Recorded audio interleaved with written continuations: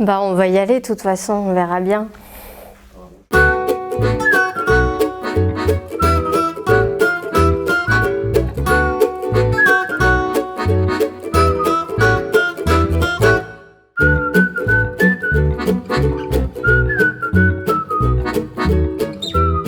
Bonjour, je m'appelle Cécile Henroll et je suis venue vous parler de mon prochain roman, Les Enfants Terribles de Bonaventure. Pour vous en parler, j'ai choisi 5 mots. Le fait de placer le récit du point de vue du grand-père, en fait, ça nous replonge dans les années 50 parce que son enfance à lui s'est passée dans les années 50. Ça donne un petit côté vintage au roman, ça nous met dans des histoires de plumiers, d'encriers, de certificats d'études. Ce parti pris, en fait, il est inspiré d'un procédé qui est utilisé dans la série How I Met Your Mother. Donc, comment j'ai rencontré votre mère. En fait, dans cette série, le narrateur, qui est aussi un des personnages principaux, raconte à ses enfants au tout début comment il a rencontré leur mère. Et en fait, tout au long de la série, il se passe plein d'autres choses que la rencontre de la mère. C'est un peu ce que j'ai fait dans Les Enfants Terribles de Bonaventure. Je leur ai donné un petit côté How I Met Your Mother.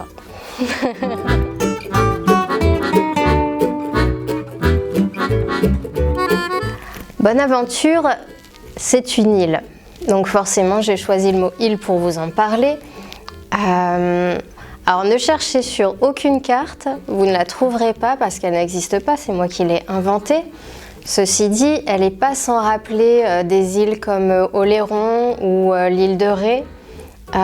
C'est pas un hasard parce qu'à un moment donné dans le roman, on va lui construire un pont. Cette décision, elle n'est pas prise par les habitants de Bonaventure, elle est prise par des gens du continent. Ça va d'ailleurs inquiéter énormément les bonaventuriens qui vont entrer en résistance contre la construction de ce pont parce qu'évidemment, ils s'imaginent que de ce pont vont découler un certain nombre de menaces. Ils se demandent pourquoi on vient leur construire un pont. Ils s'en étaient très bien passés jusque-là. Ils vivaient sur leur île en toute insouciance, en toute liberté et en harmonie avec la nature.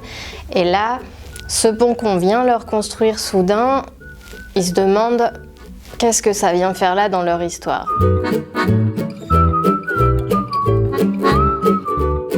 Alors, l'école, c'est une des choses qui va vraiment changer après l'arrivée du pont dans la vie des petits bonaventuriens. Jusqu'à présent, ils avaient connu une école un peu vague où on leur apprenait juste à lire, à écrire, à compter un peu et puis ensuite, ils jetaient tout ça par la fenêtre et ils passaient leur temps à aller construire des cabanes, à aller passer leur journée dans les criques secrètes, à aider leurs parents sur l'île.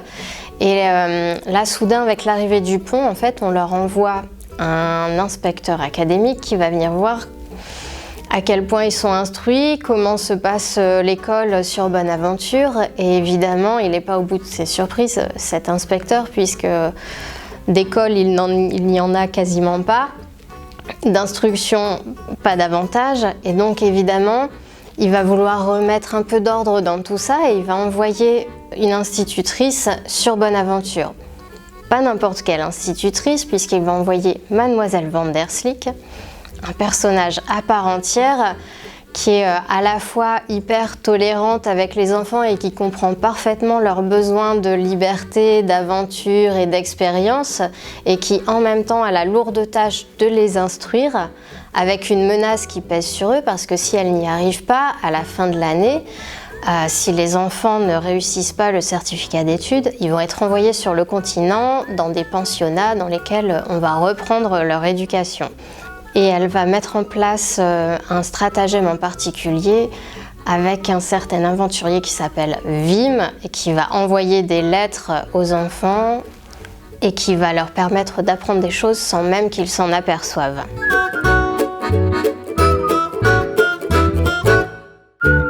Le mot cabane, c'est Un mot assez important en fait sur Bonaventure parce que les enfants n'ont pas leur pareil pour construire des cabanes, c'est ce qu'ils préfèrent faire même comme activité. Ils en construisent partout, ils passent leur vie dans des cabanes. Alors pour eux, c'est à la fois un refuge, ils aiment bien s'y cacher évidemment, c'est aussi un terrain d'expérimentation. En construisant les cabanes, en fait, ils apprennent à faire plein de choses et il y a un certain nombre de connaissances qu'ils ont mais qu'ils ignorent avoir, comme le calcul, par exemple la géométrie, qui leur vient de ces expériences qu'ils mènent eux directement sur le terrain et non pas dans une salle de classe. Les cabanes, c'est aussi un poste d'observation.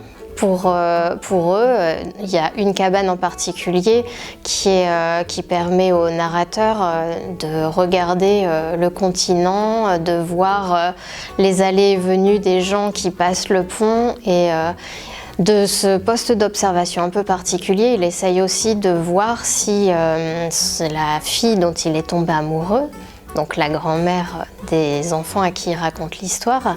Donc si cette fille va repasser le pont un jour, il espère ça de toutes ses forces.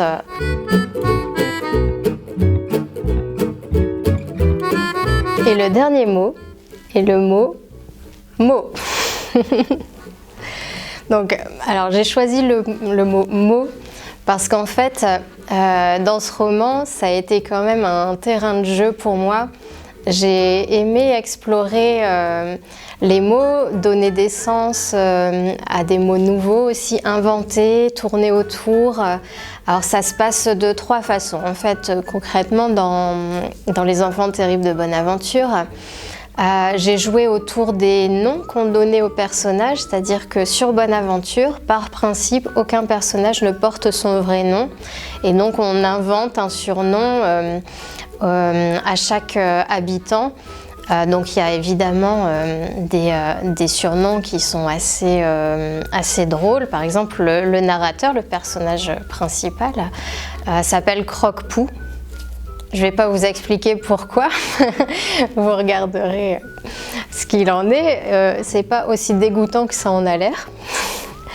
Il y a un autre personnage, par exemple, qui s'appelle La Mouette, et là l'explication elle est un peu plus poétique. Il y a Mouche, Perdreau, Renza, enfin voilà, il y a Grenouille, Crapaud, tout un tas de personnages comme ça auxquels on a attribué des surnoms.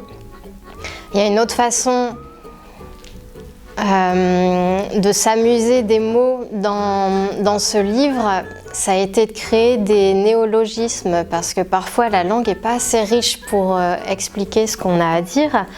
Et donc il y a des moments où on les invente, les mots, quand ils viennent à nous manquer. Et donc voilà, il y a un certain nombre de néologismes qui truffent le roman. Je vous laisserai les découvrir, vous étonnez pas, donc si vous trouvez des mots qui ne sont pas dans le dictionnaire, dans mon livre, c'est normal. Et la troisième façon dont je me suis un peu amusée avec les mots dans ce livre, c'est venu avec un des personnages que j'aime beaucoup aussi, qui s'appelle Vim. C'est un aventurier, il a parcouru la planète, il a plein de choses à raconter, à apprendre aux enfants. Et en fait, à un moment donné, il leur explique que certains mots existent dans d'autres langues et qu'on ne peut pas les traduire dans la nôtre. Et donc il y a tout un jeu aussi. Il y a même un bonus entier qui est consacré à des mots intraduisibles. L'un d'entre eux, qui est le préféré de Vim, est un mot quasi imprononçable en français, je vais essayer de vous le dire, c'est Mamila Pinatapai. Je suis trop fière.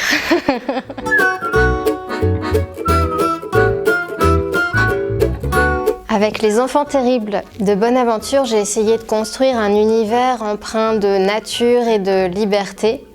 J'ai essayé aussi d'y mettre un côté rétro assumé, il y a du vintage et c'est pas mal du tout d'ailleurs. Mais en fait, ce roman il est aussi porteur de valeurs fortes et qui sont parfaitement actuelles.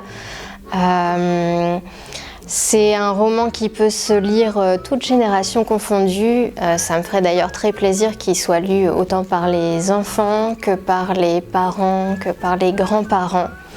En fait, ce que j'ai essayé de faire, c'est de construire un univers proche des séries que moi je voyais quand j'étais enfant. On voyait des enfants en pleine liberté, en pleine nature. C'était Zora Larousse, Silas, Tom Sawyer, Fifi Brin d'Acier. Voilà, j'ai essayé de remettre cette énergie-là, ce petit côté rétro et donner un souffle de liberté aux gens qui vont le lire. Donc j'espère que ça vous plaira et merci.